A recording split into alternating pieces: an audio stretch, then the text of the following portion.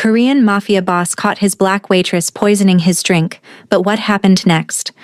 Made no sense. He saw her do it. His own eyes. Clear as day.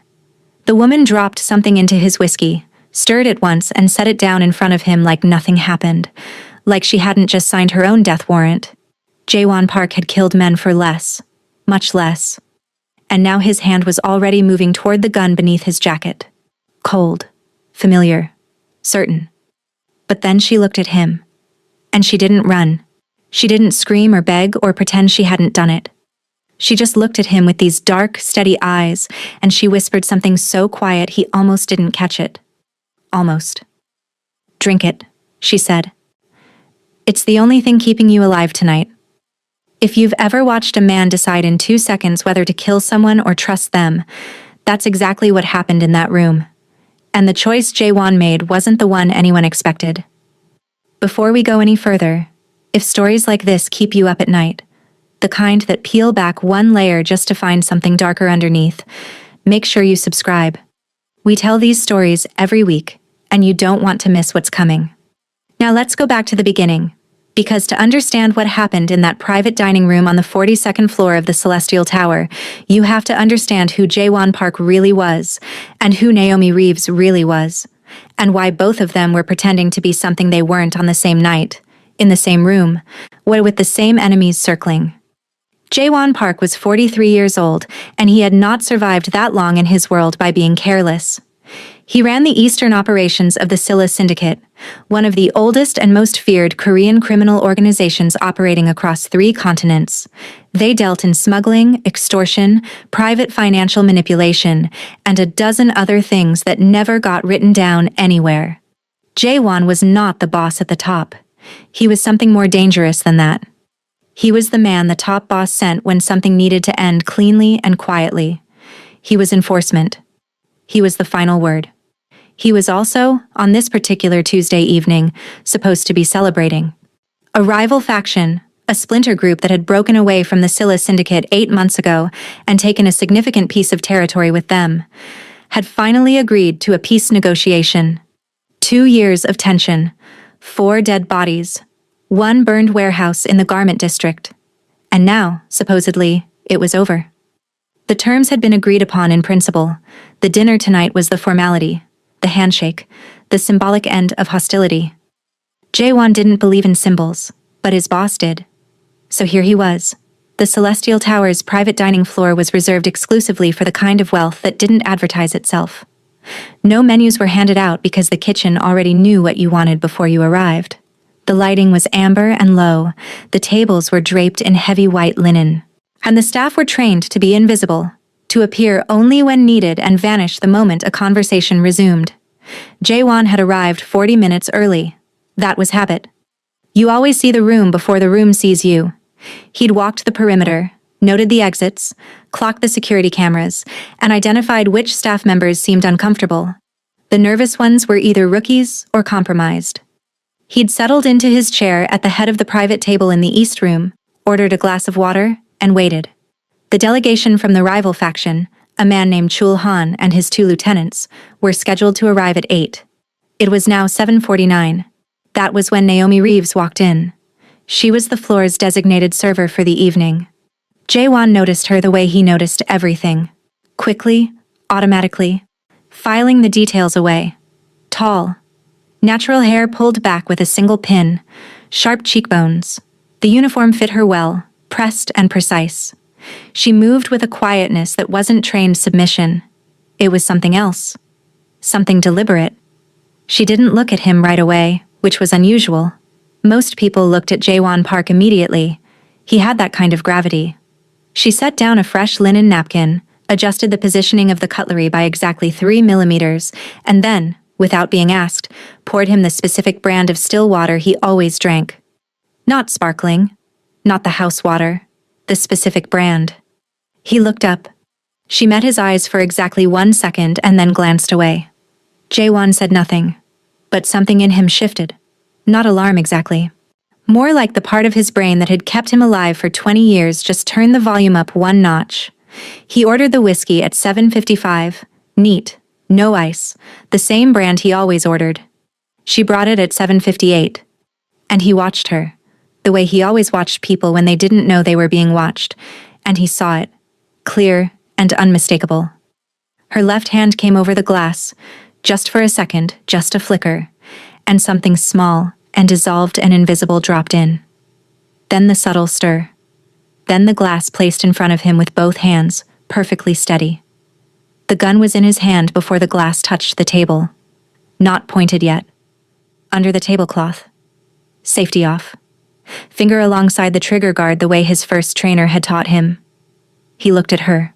She looked back. "Drink it," she said. "I'm barely a whisper. It's the only thing keeping you alive tonight."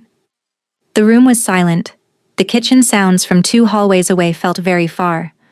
Somewhere, a door opened and closed. Jaewon studied her face for 3 full seconds. In his world, 3 seconds was an eternity. He was reading her the way you read terrain, looking for the tell, the flinch, the micro-expression that would tell him if she was desperate or dangerous or both. What he found was something he hadn't expected. She wasn't afraid of him. She was afraid of something else, something behind him, something already in motion. He put the gun back in his holster. He did not drink the whiskey. Not yet. "Sit down," he said quietly. "And do not make it look like anything other than you checking on the table." She pulled out the chair across from him, a staff member adjusting a setting, and she leaned in just slightly, her hands busy rearranging items that didn't need rearranging. "My name doesn't matter right now," she said.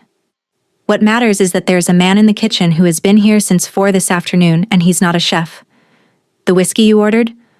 The one they poured for you? It was switched. What's in your glass right now will slow your heart rate enough that when the real thing hits you, whatever they're planning to put in the food, your body won't fight it.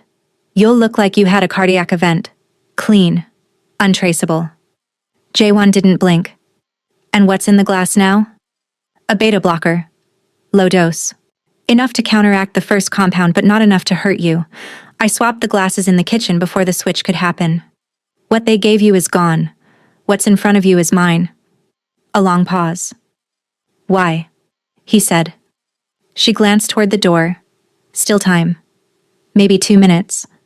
"Because the people trying to kill you tonight aren't the faction you think. Chulhan isn't the threat.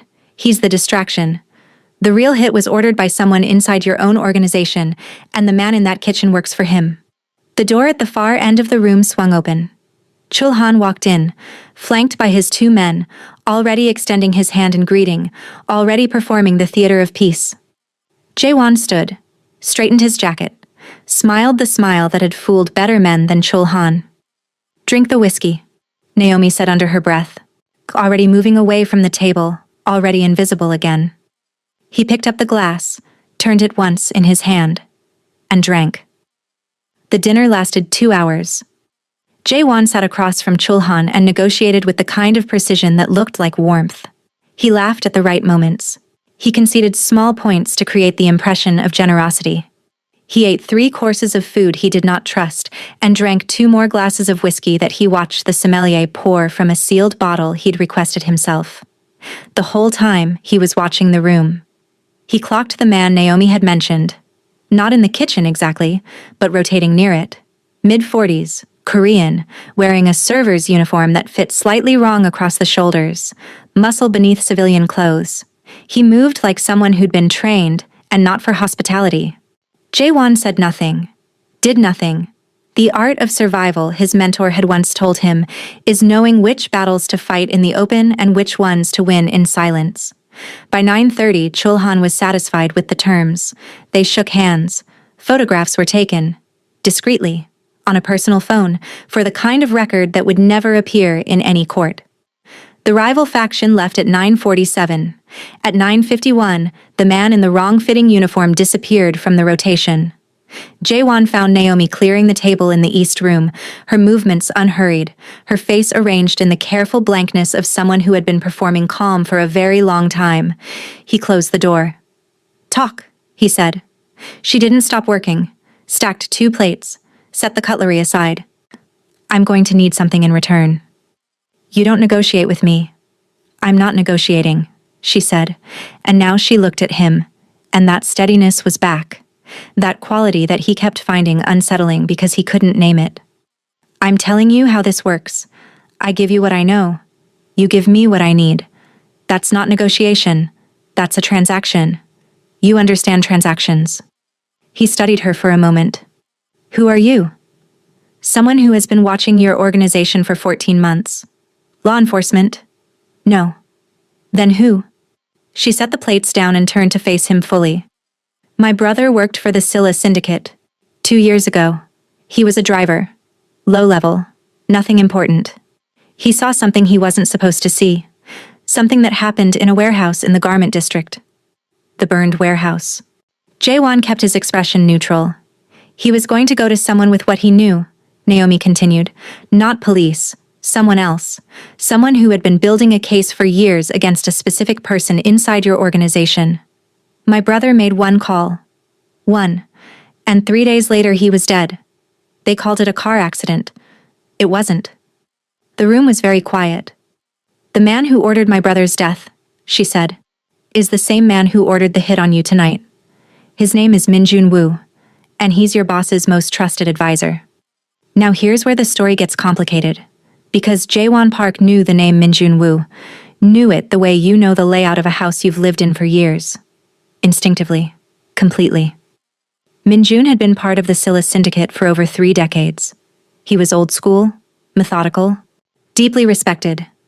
He sat on the inner circle and had the boss's ear on almost every major decision. He was also the man who had first recruited Jaewon into the organization 22 years ago. Jaewon sat down in the chair across from Naomi, not because he was tired, because something in him needed a moment to recalibrate. You have proof, he said. It wasn't a question. I have recordings, partial, but enough, and I have a witness. Someone inside the syndicate who was present when the order for my brother's death was given. That witness is willing to testify, but only under the right conditions. What conditions? Protection. New identity. A way out that doesn't end with them in a ditch somewhere. Jaewon was quiet for a long time. And what do you want from me specifically? Naomi reached into the pocket of her server's apron and set a small USB drive on the white linen. There's a financial record on this. Partial. Your signature, your real signature, not a proxy, is on a transfer that connects you to the operation that had my brother killed. You didn't know what the transfer was for. I know that. But it exists, and Min has been holding it for 2 years. The moment you become inconvenient to him, which, based on tonight, is now, he's going to use it. Either to hand you to law enforcement or to hand you to your boss as the person who betrayed the syndicate. She pushed the drive across the table. He's building a frame around you, Mr. Park. Tonight was phase 1. If you'd died, he'd have pinned the breakdown of the peace negotiation on you, said you'd gone rogue, made enemies, caused the death. Clean exit for him. But since you didn't die, he's going to move to phase 2. And phase 2 is worse. Jaewon looked at the drive, did not touch it yet. How long have you been working in this building? 6 weeks. Waiting for tonight. Waiting for the right moment. This was it. He finally picked up the drive, turned it in his fingers once. You came very close to dying in that kitchen before you got to me. I know. The man in the wrong uniform. He saw you swap the glasses. A pause. Shorter than he expected. Yes, she said. He did. Then why are you still standing here? For the first time, something shifted in her expression. Not fear, exactly. Something adjacent to it. Something that had been locked behind the steadiness. Because I dealt with him, she said quietly. Jaewon looked at her for a long moment with new eyes. You're not just a woman with a grudge and a USB drive, he said. No, she agreed. I'm not. He didn't go home that night.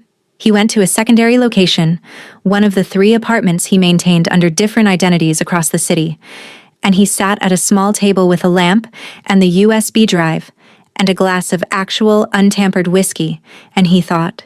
He was not, by nature, a man who panicked. Panic was a luxury that got people killed. What he was, by years of practice, was a man who mapped things, who built the picture slowly and completely before deciding what to do with it. The picture he was building now was ugly. Min Woo. 30 years with the organization. The man who had shaped the syndicate's strategy, who had advised 3 bosses in succession, who was so embedded in the power structure that moving against him would be like trying to remove a load-bearing wall with your bare hands. Every system, every loyalty, every process was threaded through Minjun's influence. He wasn't just an advisor, he was infrastructure, and he had been building a case against Jaewon for 2 years. The financial transfer Naomi had mentioned. Jaewon remembered it.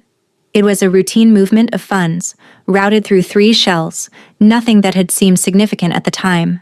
Minjun had presented it to him as a cash flow optimization. Jaewon had signed it without looking too closely. The way you sign things when the person handing them to you has never given you reason to look closely. That was the trap. He realized now. Not an accident.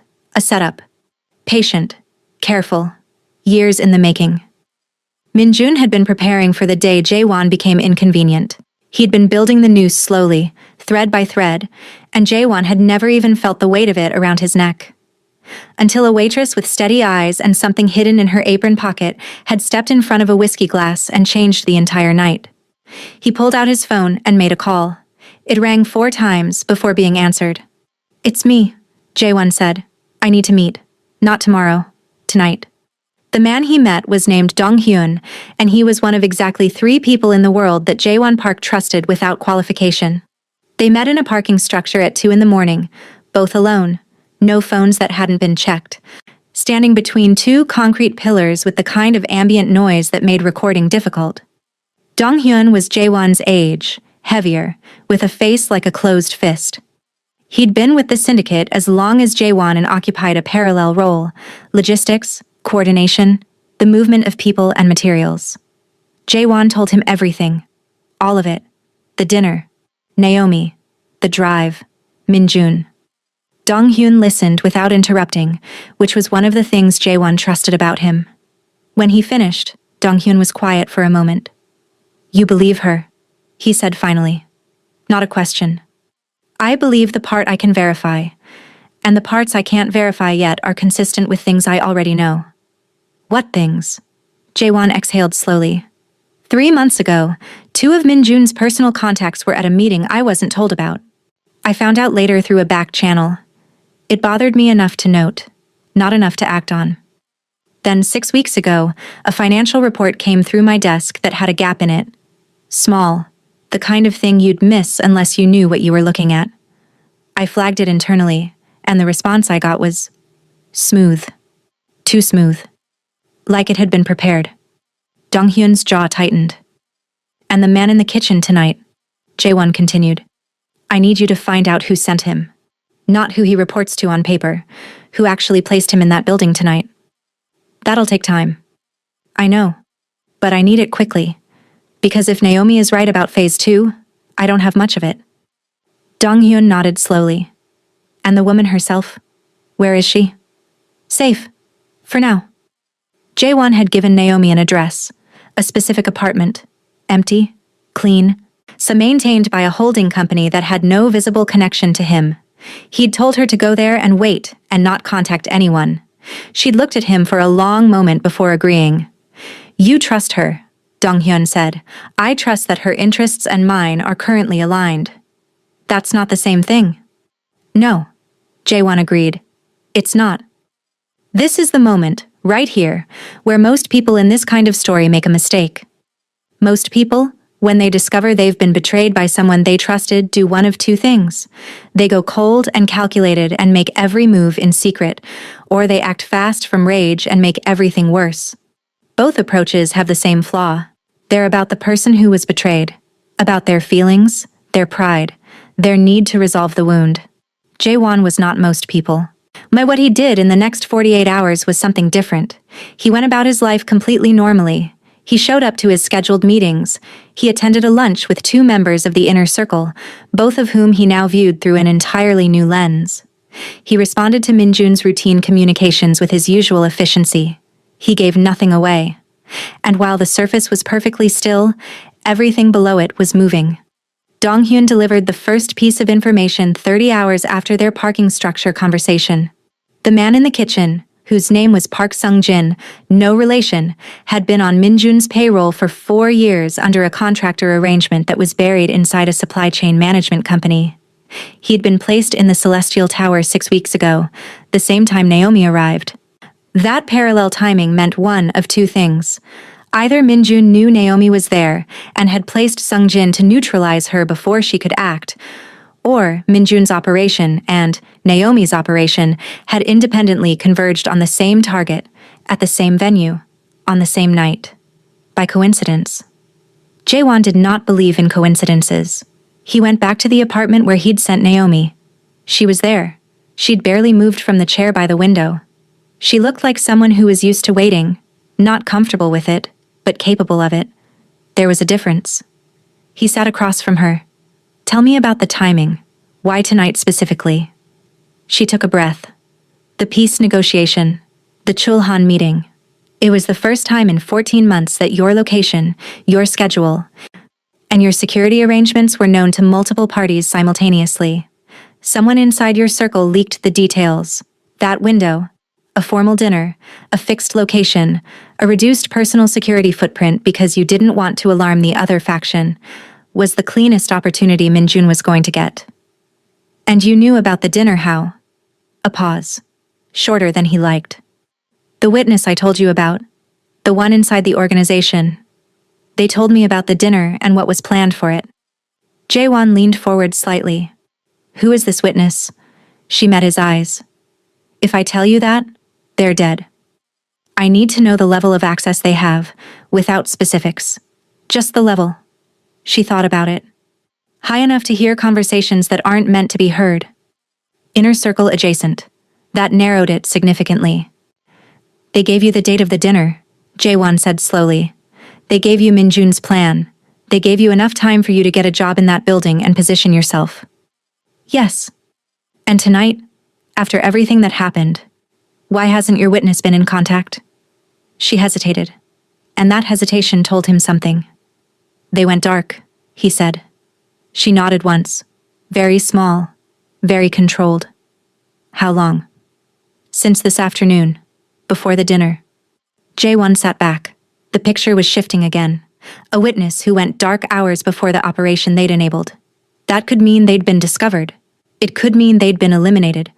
Or it could mean something else entirely. Something that required him to reconsider everything he'd been told by the woman sitting across from him. What was my brother's name? He said. A test. Not about the answer. He'd look it up. About the way she answered. Marcus, she said, without hesitation, without performing the grief. Just the name, flat and heavy, like a stone she'd been carrying. He believed that. He wasn't sure he believed everything else. Subscribe right now if you haven't yet. Because this story, this is where it stops being about survival and starts being about something much darker. The kind of truth that doesn't make anyone look clean. On the third day, Dong-hyun found something that changed everything. He came to Jaewon at 7 in the morning, earlier than expected, which was itself alarming. Dong-hyun was not an early hours person. He sat down across from Jaewon in the safe apartment's small kitchen and placed a printed photograph on the table. It was surveillance footage, stilled.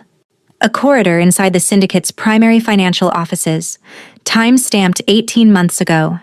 In the frame, Min-jun Woo. And beside him, speaking closely, heads angled toward each other in the posture of people sharing something they didn't want overheard. A woman. Tall. Natural hair. Sharp cheekbones. Naomi. Jaewon looked at the photograph for a very long time. Then he got up and went to the window and looked out at the street below and didn't say anything for almost a full minute. She's connected to Minjun, Dong-hyun said. Not accusatory, just presenting facts. Yes. A pause. Or she was. 18 months ago she was close enough to be in his private corridor. I know. Which means either she's still working for him, or she turned on him, Jaewon said. And if she turned on him, that's why the brother died. Not because he saw something, because of who Naomi was and what she was doing. The room felt different suddenly. If Naomi had been connected to Minjun, had perhaps been a courier, an intermediary, a piece of his network, and had then decided to flip on him, the retaliation against her family would make a different kind of sense. Not coincidence, not collateral damage, punishment. Which meant she hadn't lied about Minjun. She'd just left out the part that implicated herself. Jae-won went back to the apartment where Naomi was waiting. She knew something was different the moment he walked in. The steadiness in her was still there, but beneath it, something had shifted. She was reading him the way he had been reading her. He put the photograph on the table in front of her. She looked at it. She didn't deny it. "How long?" he said. A long pause. 3 years. "What were you doing for him?" She looked up. "Carrying information, money routing instructions, meeting coordination. I wasn't..." She stopped. Started again. "I wasn't fully aware of what I was facilitating. I knew it was not legal. I thought it was financial. I didn't know people were being hurt. Until Marcus." Her jaw worked. "Until Marcus. When my brother died, I went back through everything I'd been part of, and I understood, finally, what the network actually did. What Minjun actually ran underneath the legitimate-looking financial operation. It wasn't just money. It was the things it connected to, the operations it funded." She stopped again. "I couldn't." "So you built your exit by building a case against him. It took 14 months. And the witness inside the organization?" She was quiet. "Was it you?" Jae-won said. "Was there ever a witness? Or were you the source all along?" A pause that lasted exactly long enough. "I had access," she said finally, "to things I shouldn't have had access to. Through the work I'd done for him. I knew things. I recorded things. I documented things. There is no other witness. It was always me." The silence between them was heavy. "Why didn't you just go to law enforcement?" he said. "You had enough." "Because Minjun has people inside law enforcement. 3 that I know of. Possibly more. I needed something he couldn't touch. I needed someone inside his world who had the power and the motive to move against him directly." She held his gaze. "I needed you." Jae-won turned away from her and walked to the window again.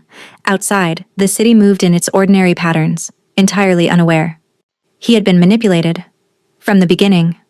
Not cruelly. She hadn't fabricated the threat. The threat was real. She hadn't fabricated Marcus. That grief was real. But she had engineered his involvement with precision, had fed him the truth in the specific order and quantity designed to make him act in a direction she'd already chosen. She'd been Minjun's asset. Now she was trying to become his. He almost admired it. "The financial record on the USB drive," he said. "The one with my signature. Is it real?" "Yes." "Minjun is actually holding it." "Yes." "And if he uses it against me, I'm finished." "Yes." He turned back to face her. "So we're both trapped." "We're both in the same trap," she agreed. "Which means we either work together, or we both lose." It took Jae-won 4 more days to decide, not because he was indecisive, but because he was thorough. He verified every piece of information Naomi had given him, not through her sources, but through his own. The financial transfer with his signature. Real. Minjun's parallel network.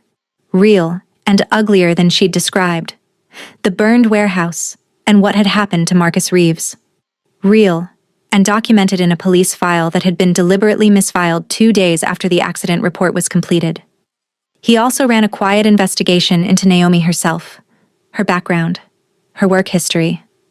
The 3 years she'd spent as an unwitting, and then witting, node in Minjun's network. The 14 months she'd spent dismantling her own complicity and building a weapon she could use.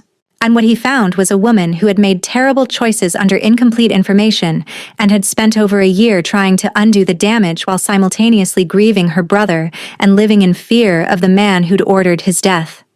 He also found that she was good. Frighteningly good, for someone without formal training. The records she'd assembled, the documentation, the recordings, they were meticulous. She had the instincts of an investigator and the patience of someone who understood that rushing led to mistakes. Minjun had made a significant error 17 months ago when he'd decided this woman was just a courier and not a threat. On the 5th day, Jae-won called Dong-hyun and two other trusted members of his circle and began laying the groundwork for what happened next. On the seventh day, he called Min-jun directly. And the meeting was Min-jun's idea, technically. Jae-won had dropped a specific piece of bait, a mention in passing through a third party that he'd heard something troubling about the events at the Celestial Tower. That he was concerned. That he wanted guidance. Min-jun suggested they meet privately. A quiet location. Just the two of them. That was exactly what Jae-won wanted. They met in a tea house in the Eastern District at 10 in the morning, the kind of place that opened early for old men who preferred green tea to coffee and silence to noise. Min-jun was already seated when Jae-won arrived. He looked exactly as he always looked, composed, patrician, wearing the quiet confidence of a man who believed he was the smartest person in any room. Jae-won sat down across from him. Tea was poured, and they exchanged pleasantries for exactly 4 minutes, because that was how these things worked. You performed the ritual before you got to the truth. Then Jae-won said, "The man in the kitchen at the Celestial Tower worked for you." Min-jun didn't flinch. He set his tea down with a small, precise movement. "That's a serious accusation." "It's not an accusation," Jae-won said. "It's a statement of fact. I have documentation. I have financial records showing the contractor relationship. I have the man himself, who is currently in a location you don't know about, having a very productive conversation with some associates of mine." A pause. The first crack in Min-jun's composure. Barely visible, but there. "You've been busy," Min-jun said. "I had good help." A beat.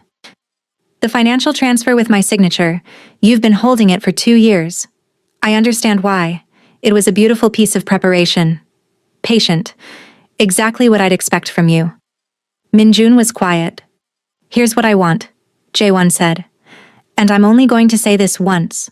Every piece of documentation you have that connects me to that transfer, every copy, every backup, is going to be delivered to me within 48 hours. In exchange, I keep what I have on you quiet. You retire. You exit the organization. You disappear somewhere comfortable and you never surface in this world again."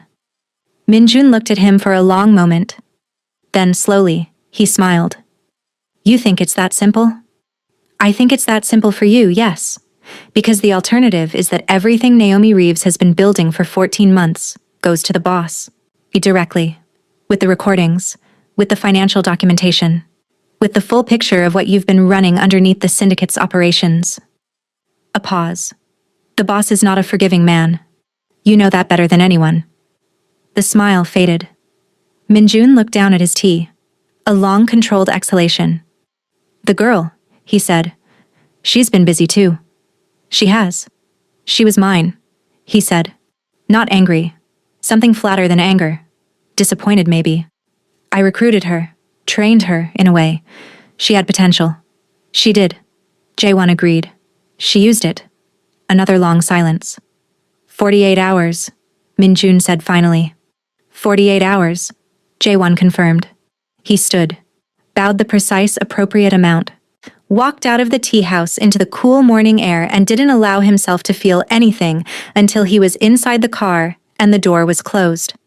Then he sat, just for a moment, with his hands flat on his knees, and let the weight of 22 years and one wrong signature and one dead man named Marcus and one woman with steady eyes settle around him. Then he took a breath and told the driver to move. Min-jun delivered the documents in 36 hours, not 48. The reduction in time was itself a message. He wanted it over faster. He wanted to get to whatever was next. Jae-won verified everything with Dong-hyun and a financial specialist he trusted completely. Every copy, every digital backup, scrubbed and confirmed destroyed. Then something happened that nobody had predicted.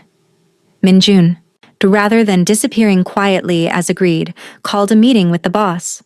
Jae-won found out at 11 at night, through a contact inside the boss's personal security detail. Min-jun had requested an emergency audience. He'd presented. Jae-won didn't have the exact contents, but the shape of it was clear. Some version of events in which he was the aggrieved party. Some reframing that positioned Jae-won as the threat. He was trying to get to the boss before Jae-won could. This, Jae-won thought, was the part that didn't make sense. Minjun was too smart for this. He had to know that going to the boss directly, at this stage, with Jaewon holding what he held, was a losing move. Unless Minjun knew something about the boss that changed the calculation, unless the boss was already compromised. Already Minjun's in some way Jaewon hadn't seen yet. He called Naomi. "Your recordings," he said. "The ones you described as partial. What's on them exactly?" A pause. Minjun discussing the network, routing decisions, a reference to the warehouse. "Is there anything involving the boss?" A longer pause. The kind that had weight in it. "There's one conversation," she said carefully. "I wasn't sure how to use it. It could be interpreted two ways. Either the boss knew what Minjun was running, or he was being deliberately kept at arm's length by design. Send me the recording. If I send that to you and it goes wrong, send it to me," Jaewon said. "Right now." The recording came through in a compressed file 3 minutes later. Jaewon sat in his kitchen at midnight with headphones in and listened to 4 minutes and 22 seconds of audio that felt, in real time, like standing on ice and watching the cracks spread from your feet in every direction. The boss's voice was unmistakable. He wasn't being kept at arm's length. He was asking about timelines. Jaewon sat at his kitchen table for 2 hours and dismantled every assumption he'd built his career on. The boss, his boss, the man at the top of the organization that Jaewon had served for 22 years, not Minjun operating beneath him in secret.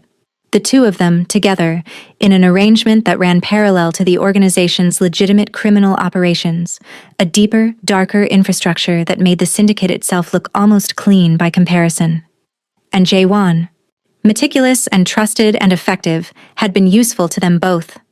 Had provided cover by functioning at the level he did. Had signed things without looking too closely.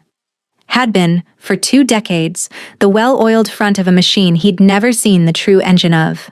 He understood now why the frame had been so carefully constructed, why Minjun had prepared the financial transfer for 2 years without using it. It wasn't just insurance against Jaewon becoming inconvenient. It was because eventually, when they were ready to restructure, to pull the organization in a new direction that required different people at the top, they'd need someone to sacrifice. Someone with enough seniority that his downfall would satisfy anyone who asked questions. Someone loyal enough that no one would have thought to look at them first. Jaewon Park. 22 years of service, perfectly set up to fall. He thought about Naomi, about how she'd walked into that dining room carrying 14 months of work and a low-dose beta blocker in her apron pocket, and the grief of her dead brother folded beneath her composure like something she'd learned to breathe around. She'd been trying to expose Minjun. She had no idea she'd been handed something much bigger. He called her one more time. "How much do you want this?" he said. "All of it. Not just Minjun. Everything." A silence. Then, "What do you mean everything?" "I mean the recording you sent me has the boss's voice on it. And I think, if we follow the thread properly, there's an operation underneath the syndicate that neither of us fully knows the shape of yet, but I think I know who does." Another silence. Longer. "This is bigger than my brother," she said quietly, like she was coming to terms with something. "Yes. You want to bring it down?" "I want to remove myself from a trap that was built around me over 2 decades, he said, "and I want to make sure the people who built it don't get to do it to anyone else. Whether those goals align with what you want, that's your decision." She was quiet for a long time. "Who else would we need?" she finally said. And that, right there, was the moment the story changed shape entirely. What happened over the next 3 weeks would take longer to explain than this story has room for. Not because it was complicated. It was, actually, a model of clarity once you understood the objective. But because the details belong to people who are still alive in the world, and some details are better left at the level of their outcomes. Here is what the outcomes were. Dong-hyun, who had been with Jaewon for 20 years, turned out to have his own file on Minjun. He'd been building it slowly, quietly, for reasons of his own, reasons that also connected to someone who had been hurt in the shadow operations and had never gotten any accounting for it. He brought that file to the table without being asked, which was the second time in this story that someone surprised Jaewon by being further ahead than he'd thought. The recording Naomi had, the one with the boss's voice, went through 4 separate authentication processes before it was considered usable. It passed all 4. When combined with the financial documentation Naomi had assembled and the contractor records Dong-hyun had quietly preserved, it constituted something that the right people, not law enforcement, not inside this world, but the kind of independent arbiters that exist at the edges of powerful institutions, could act on. Min Jun-woo did not retire to somewhere comfortable. He disappeared instead. The version of events circulated inside the syndicate was that he'd left for personal health reasons, which was the kind of story that everyone understood the true shape of without it being stated. The boss lasted another 11 days after Min Jun's disappearance. What happened then was not violent. Violence was, Jae-won had always believed, the failure mode. The thing you resorted to when smarter options ran out. What happened to the boss was financial and structural and devastatingly precise. The operations he'd been running were exposed to the people who'd been funding them without knowing their true nature, and those people, wealthy, influential, risk-averse, withdrew immediately. Without the underlying funding, the structure collapsed.